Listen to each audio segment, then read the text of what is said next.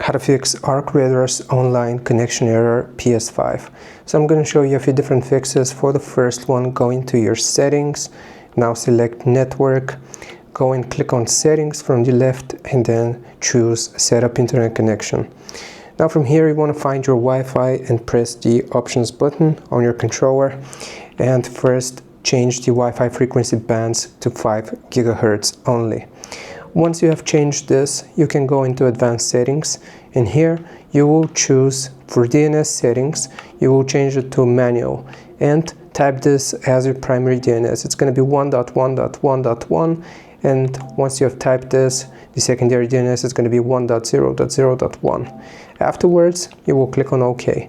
This is going to connect you to the internet, and once you have verified your connection, we can proceed to the next step, which is going to be going into users and accounts, and here you want to go and select other, restore licenses, and you just want to find Arc Raiders, select it and then click on restore.